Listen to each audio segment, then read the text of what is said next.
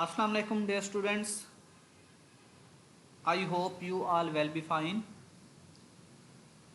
Dear students, today we are going to discuss about basic chemistry.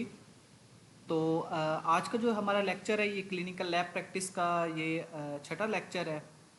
तो last lecture में हमने basic chemistry में ही glucose estimation जो थी वो डिस्कस की थी।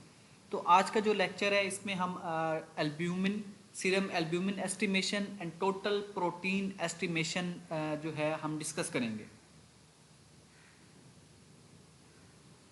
बेसिकली बेसिक केमिस्ट्री में हम डिफरेंट पैरामीटर्स की जो है वो हम एस्टिमेशन करते हैं,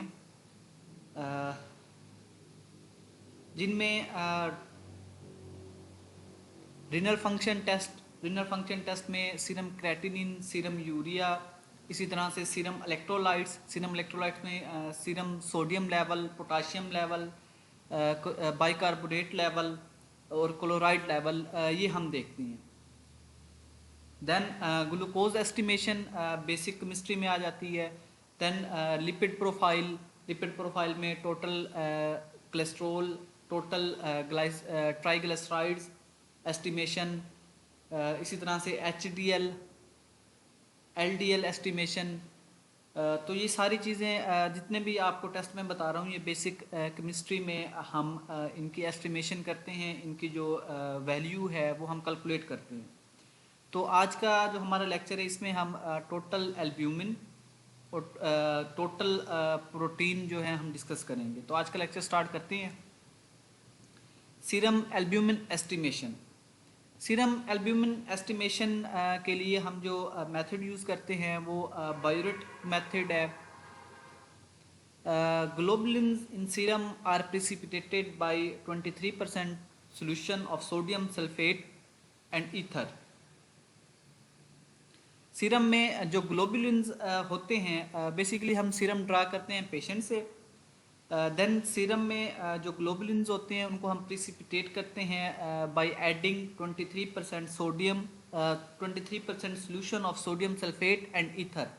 तो इससे जो ग्लोबुलिन्स हैं उनकी प्रिसिपिटेशन हो जाती है। Further remaining albumin is reacted. बाकी जो हमारा सैंपल है उसमें जो रिमेनिंग हमारे एल्ब्यूमिन जो है वो रह जाते हैं।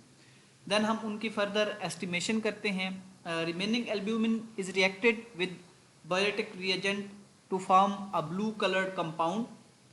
तो देन एल्ब्यूमिन जो है वो रिएक्ट करता है विद बायोरेट रिएजेंट। तो commercially available, commercially prepared reagents हैं, ये अवेलेबल भी हैं कमर्शियली, जिसे हम बायोरेट रिएजेंट कहते हैं। तो ये रिएक्ट करता है with albumin to form a blue colour compound, और फर्दर जो है ये प्रोडक्ट बनाएगा वो एक ब्लू कलर कंपाउंड बनाएगा। तो जितना सैंपल में एल्ब्यूमिन होगा उतना जो है वो बायोरेट रिएजेंट के साथ रिएक्ट करेगा, उतना ही जो है आगे फर्दर कलर प्रोड्यूस होगा। Then at the end colour की जो डिटेक्शन है वो हम स्पेक्ट्रोफोटोमीटर से हम फर्दर कलर की डिटेक्शन करते हैं 530 नैनोमीटर वेवलेंथ। तो 530 नैनोमीटर वेवलेंथ पे स्पेक्ट्रोफोटोमीटर के ज़रिए हम जो कलर प्रोड्यूस हुआ था, ब्लू कलर डेवलप हुआ था, हम उसकी डिटेक्शन करते हैं। तो जितना सैंपल में एल्ब्यूमिन ज़्यादा होगा उतना वो रिएक्ट करेगा विद बायोरेट रिएजेंट, उतना कलर प्रोड्यूस होगा और उतनी ही जो है वो स्पेक्ट्रोफोटोमीटर पे उसकी वैल्यू जो होगी वो डिटेक्ट होगी at 530 nanometre wavelength. Then second method, dye binding method. Albumin in the serum react with bromocresol green to give a green colored compound, the intensity of which is proportional to the amount of albumin present. तो दूसरा हमारा जो procedure है वो die binding method है। इसमें हम sample लेंगे पेशेंट से सैंपल ड्रा करने के बाद उसकी हम सेंट्रीफ्यूगेशन करेंगे। सेंट्रीफ्यूगेशन करने के बाद हम सीरम जो है वो हम सेपरेट करेंगे। देन सीरम को हम रिएक्ट कराएंगे विद ब्रोमोक्रिजोल ग्रीन। तो सीरम में जो एल्ब्यूमिन होगा वो रिएक्ट करेगा विद ब्रोमोक्रिजोल ग्रीन के साथ और फर्दर जो है वो ग्रीन कलर कंपाउंड डेवलप करेगा। अब जितना सीरम में एल्ब्यूमिन होगा उतना जो है वो रिएक्ट करेगा विद ब्रोमोक्रिजोल ग्रीन के साथ, और उतनी ही जो है फर्दर उसकी जो कलर डेवलपमेंट है वो कलर डेवलपमेंट होगी। और देन उस कलर की जो इंटेंसिटी है, जो उसकी कंसंट्रेशन है, वो प्रोपोर्शनल है to the amount of albumin present. और फर्दर जो है उसकी इंटेंसिटी जो है वो हम फोटोमेट्रिकली हम डिटेक्ट कर लेंगे, या जितना ज़्यादा कलर प्रोड्यूस होगा उतनी जो होगी हम उसकी कंसंट्रेशन जो है वो हम लेंगे एल्ब्यूमिन की। तो डाई बाइंडिंग मेथड में बेसिकली जो है वो एक डाई के साथ एल्ब्यूमिन को जो है वो बाइंड कर दिया जाता है, जिससे जो है उसका कलर जो है वो प्रोड्यूस होता है, और कलर की इंटेंसिटी जो है वो डिटेक्ट हम उसकी कलर की इंटेंसिटी जो है वो मेजर करते हैं। तो जितनी उस प्रोडक्ट की या उस कंपाउंड की कलर की इंटेंसिटी होगी, उतना जो होगा हमारा अमाउंट ऑफ एल्ब्यूमिन प्रेजेंट होगा in given sample. Then reagents, colored reagent dissolved 8.8 gram succinic acid in 200 ml water. Add 85 milligram bromocresol green already dissolved in about 5 ml 0.1 mole per liter NaOH and dilute to about 800 milliliter with water। तो ये concentrations बताई गई हैं जिसमें हम अपने जो है वो डिफरेंट रिएजेंट्स जो हैं वो प्रिपेयर करेंगे। देन ऐड 1 मोल पर litre NaOH to bring the pH to 4.2। तो इसमें जो pH है वो हम एसिडिक करेंगे, 4.2 पे लाएंगे, and make up to 1 litre with distilled water. और देन उसमें हम डिस्टल वाटर ऐड करेंगे, और उसका जो वॉल्यूम है वो हम 1 लीटर तक लेके जाएंगे।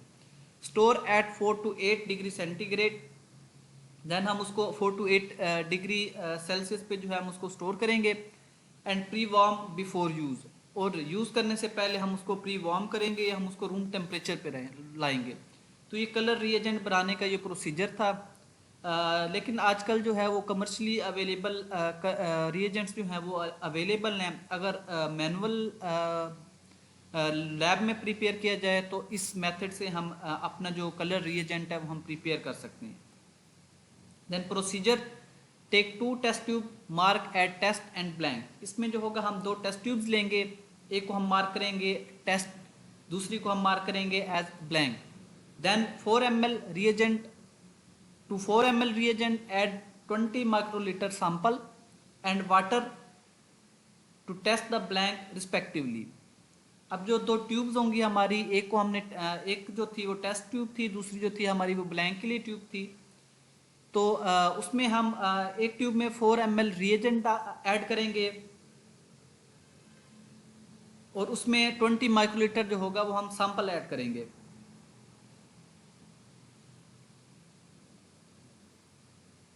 और इसी तरह से वाटर जो है वो टेस्ट में ऐड करेंगे, और ब्लैंक जो है वो रिस्पेक्टिवली जो हम प्रिपेयर करेंगे। इसमें बेसिकली जो है वो एक ट्यूब में रिएजेंट और सैंपल लिया जा रहा है, जिसको हम टेस्ट ट्यूब कहेंगे, और दूसरी जो ट्यूब है उसमें रिएजेंट प्लस वाटर जो है वो हम ऐड करेंगे, जिसको हमने नाम दिया ब्लैंक का। रीड एब्जॉर्बेंस, देन हम फर्दर उसकी जो उससे जो कलर डिवेल्प होगा उसकी एब्जॉर्बेंस जो होगी वो चेक करेंगे। Read absorbance of test against blank after 30 second. तो इसमें स्पेक्ट्रोफोटोमीटर पे हम अपना जो है वो पहले ब्लैंक उसको देंगे, ब्लैंक से जो उसकी एब्जॉर्बेंस है वो नील होगी या ज़ीरो पे आएगी। देन हम उसको जो कलर रिएजेंट होगा, जो हमारा टेस्ट है जो हम रन कर रहे थे, तो उसकी जो है वो हम एब्जॉर्बेंस चेक करेंगे। It is better to zero the instrument before addition of sample to reagent.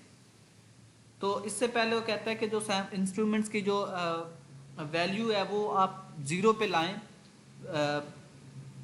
With the help of blank से हम उसकी जो एब्जॉर्बेंस होगी वो हम ज़ीरो पे लाएंगे। देन हम अपना जो कलर्ड सोल्यूशन होगा या हमारा जो टेस्ट होगा हम उसको जो है वो स्विप कराएंगे, और हमें जो वैल्यू होगी वो हमें देगा।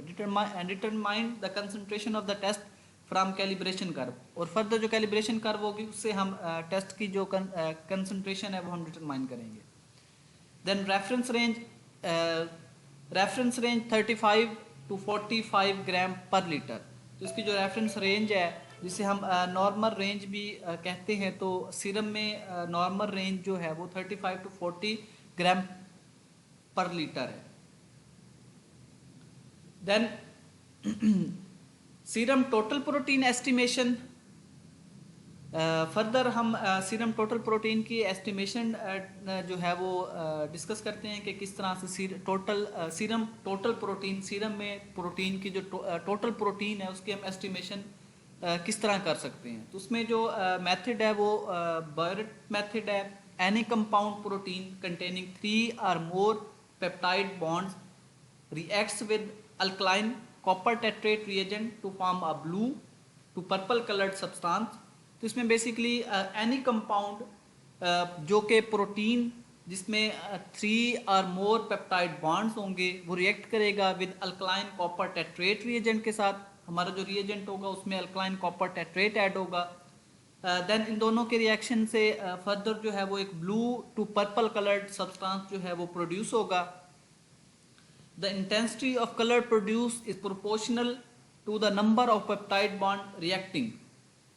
तो जितनी उस कलर की इंटेंसिटी होगी वो प्रोपोर्शनल है, वो डायरेक्टली प्रोपोर्शनल है to the number of peptide bond reacting. जितने पेप्टाइड बॉन्ड प्रेजेंट होंगे, जितनी प्रोटीन प्रेजेंट होगी सैंपल में उतने उसके पेप्टाइड बॉन्ड्स होंगे। उतने पेप्टाइड बॉन्ड्स जो होंगे वो फर्दर रिएक्ट करेंगे with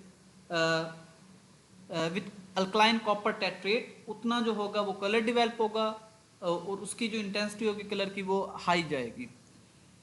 then therefore the amount of protein, इसी तरह से जो प्रोटीन है उसकी अमाउंट जो है उसकी एस्टिमेशन जो है वो हम इस तरह से कैलकुलेट कर सकते हैं।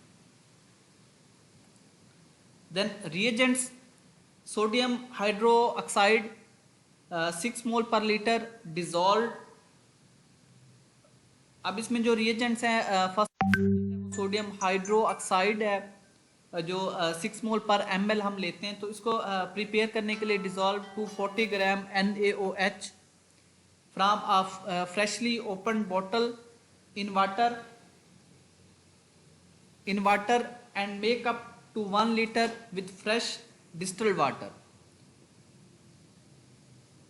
तो इसमें बेसिकली हम 240 ग्राम NaOH जो है वो हम एक वाटर में जिसके अंदर 1 लीटर फ्रेश डिस्टिल्ड वाटर होगा उसमें हम ऐड करेंगे। तो इससे जो सोल्यूशन होगा वो 6 मोल पर लीटर सोडियम हाइड्रोक्साइड जो हाइड्रोक्साइड का जो सोल्यूशन है वो प्रिपेयर होगा। देन सेकंड रिएजेंट जो है वो बायोटिक रिएजेंट है। Dissolve 3 gram copper sulphate pentahydrate in about 500 millilitre water. तो इसमें 500 मिलीलीटर वाटर लेंगे और उसमें 3 ग्राम हम कॉपर सल्फेट पेंटाहाइड्रेट जो है वो हम ऐड करेंगे। Add 9 gram sodium potassium tartrate and 5 gram sodium iodide. तो फर्दर उसमें हम 9 ग्राम जो है हम सोडियम पोटाशियम टेट्रेट और 5 ग्राम पोटाशियम आयोडाइड ऐड करेंगे। ऐड 100 ml 6 मोल पर litre NaOH to make up to 1 litre with distilled water. और फर्दर हम उसमें 100 ml ऑफ 6 मोल पर लीटर NaOH का ऐड करेंगे to make up to 1 litre. और उसका जो वॉल्यूम है वो डिस्टिल्ड वाटर से हम 1 लीटर तक जो है वो कर देंगे। तो इससे जो हमारा रिएजेंट प्रिपेयर हो जाएगा। Then procedure, take 2 test tubes for test and blank, add 5 ml बायोटिक रिएजेंट टू बोथ। तो इसमें हम 2 टेस्ट ट्यूब्स लेंगे, दोनों में हम 5 ml बायोटिक रिएजेंट जो होगा वो हम ऐड करेंगे। और एक जो टेस्ट ट्यूब होगी उसको हम लेंगे एज अ टेस्ट और दूसरी जो होगी उसको हम मार्क करेंगे as a blank. Add 100 microlitre sample to test. अब जो टेस्ट ट्यूब होगी जिसमें हम अपना टेस्ट रन कर रहे होंगे उसमें हम 100 माइक्रोलीटर अपना सीरम सैंपल डालेंगे एंड वाटर टू ब्लैंक। इसी तरह से 100 माइक्रोलीटर जो वाटर है वो हम ऐड करेंगे ब्लैंक में। मिक्स, देन हम उसको मिक्स करेंगे and let stand for 30 minutes at room temperature. और रूम टेम्परेचर पे उसको हम 30 मिनट्स के लिए रख देंगे। रीड एब्जॉर्बेंस, देन 30 मिनट्स में उसको हम इंक्यूबेट करेंगे तो उसमें उनका जो रिएक्शन होगा वो कंप्लीट हो जाएगा। रिएक्शन होने के बाद वो डिवेल्प होगा। Read absorbance of test at 540 nanometre against blank. तो फर्दर हम अपना जो एनालाइजर है उसमें हम फर्स्ट ऑफ ऑल हम ब्लैंक रन करेंगे। ब्लैंक से जो एब्जॉर्बेंस है वो 0 पे आएगी। देन हमारी जो ट्यूब थी, टेस्ट ट्यूब थी जिसके अंदर हमने सैंपल डाला था, तो उसकी जो है हम एब्जॉर्बेंस रीड करेंगे at 540 nanometre. And note the result from calibration curve, और फर्दर जो कैलिब्रेशन कर्व बनेगी उससे हम अपना जो रिजल्ट होगा वो हम कैलकुलेट करेंगे। तो रेफरेंस रेंज सीरम 65 टू 80 ग्राम पर लीटर। टोटल प्रोटीन की जो रेफरेंस रेंज है जो एक नॉर्मल ह्यूमन में जो है वो देखी जाती है वो तो 65 टू 80 ग्राम पर लीटर जो है ये एक नॉर्मल या रेफरेंस रेंज है। देन टोटल प्रोटीन इंक्रीज, तो फर्दर हम इसकी इंटरप्रिटेशन देखते हैं। कुछ केसेस हैं जिनमें टोटल प्रोटीन जो है वो बॉडी में रेज हो जाती है, इंक्रीज हो जाती है, और कुछ कंडीशंस ऐसी हैं जब जिनमें जो है वो बॉडी में टोटल प्रोटीन की कंसंट्रेशन जो है वो डिक्रीज हो जाती है। तो फर्दर इनको डिस्कस करते हैं। टोटल प्रोटीन इंक्रीज्ड, डिहाइड्रेशन, अगर किसी पेशेंट में डिहाइड्रेशन है तो उसमें जो टोटल प्रोटीन है वो इंक्रीज्ड होगा, टोटल प्रोटीन की जो नॉर्मल रेंज है वो हाई जाएगी। डिहाइड्रेशन से बेसिकली जो है वाटर कंटेंट बॉडी में जब कम होगा तो ऑटोमेटिकली जो दूसरे कंपोनेंट्स हैं उनका जो लेवल है वो इंक्रीज होगा। तो जब हम सैंपल ड्रा करेंगे तो उसमें जो लिक्विड कंटेंट या वाटर है वो कम होगा, जिससे जो है वो टोटल प्रोटीन की एस्टिमेशन जो है, जो टोटल प्रोटीन की कैलकुलेशन जो है वो हाई आएगी। देन हाइपर गामा ग्लोबिनीमिया, हाइपर कहते हैं हम इंक्रीज्ड गामा ग्लोबिनीमिया, बेसिकली जो है इसमें ग्लोबुलिन्स जो है वो प्रोड्यूस होते हैं। तो हाइपर गामा ग्लोबिनीमिया में ग्लोबुलिन्स की जो कंसंट्रेशन है वो हाई हो जाती है, जिससे ऑटोमेटिकली जो टोटल प्रोटीन है उसकी कंसंट्रेशन भी जो है वो बॉडी में या इंक्रीज हो जाती है। देन इन्फेक्शंस में भी टोटल प्रोटीन जो है वो टोटल प्रोटीन की कंसंट्रेशन डिफरेंट इन्फेक्शन में, different bacterial infection, different viral infection में जो है वो टोटल प्रोटीन की कंसंट्रेशन इंक्रीज हो जाती है।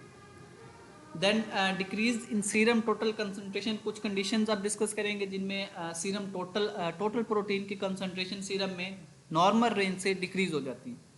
Chronic liver disease like cirrhosis, तो क्रॉनिक लिवर डिजीज जिसमें सिरोसिस है, अगर लिवर की सिरोसिस हो जाए तो सीरम टोटल प्रोटीन की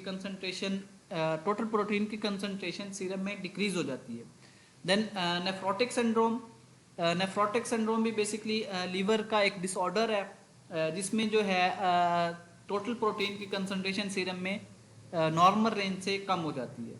देन एसाइटिस भी जो है वो एक डिजीज़ है जिसमें जो है end stage of liver disease है, जिसमें जो है वो पानी या फ्लूइड जो है वो एब्डोमिन में एक्यूमुलेट हो जाता है। तो इसमें भी जो टोटल प्रोटीन की कंसंट्रेशन है सीरम में वो डिक्रीज हो जाएगी।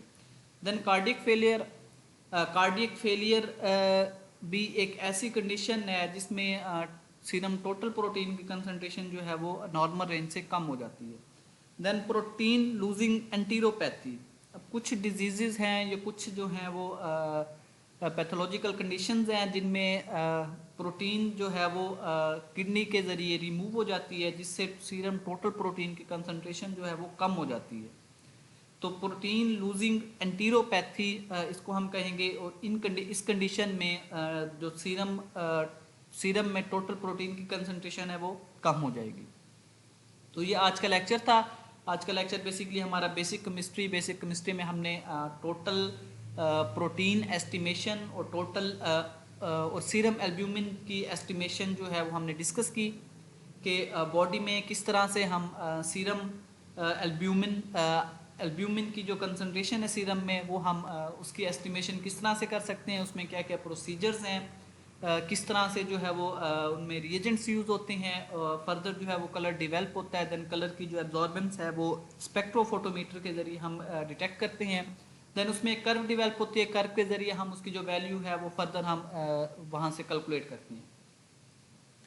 तो उनमें फर्दर हमने रिएजेंट्स को डिस्कस किया कि मैनुअली जो लैब में हम रिएजेंट्स जो हैं वो किस तरह से प्रिपेयर कर सकते हैं, और कमर्शियली प्रिपेयर्ड जो रिएजेंट्स हैं वो भी अवेलेबल हैं। देन हमने प्रोसीजर डिस्कस किया कि किस तरह से लैब में हम सीरम एल्ब्यूमिन की एस्टिमेशन के लिए हम टेस्ट ट्यूब्स को यूज़ करते हुए उनमें कितना कितना वॉल्यूम हमने रिएजेंट्स का डालना है और कितना जो है वो सीरम का डालना है, और फर्दर उनको किस तरह से इंक्यूबेट करना है और एंड पे उनकी जो कैलकुलेशन है वो किस तरह से करनी है, तो ये हमने डिस्कस किया। देन कुछ कंडीशंस हमने डिस्कस की जिसमें टोटल प्रोटीन की जो कंसंट्रेशन है वो बॉडी में नॉर्मल रेंज से हाई जाती है, ये उसकी कंसंट्रेशन सीरम में जो है वो बहुत ज़्यादा हो जाती है। देन कुछ कंडीशंस थी जिनमें टोटल प्रोटीन की कंसंट्रेशन सीरम में कम हो जाती है। तो ये हमारा आज का लेक्चर था। फर्दर आप लोगों की अगर कोई क्यूरी है तो आप ग्रुप में डिस्कस कर सकते हैं। Thank you.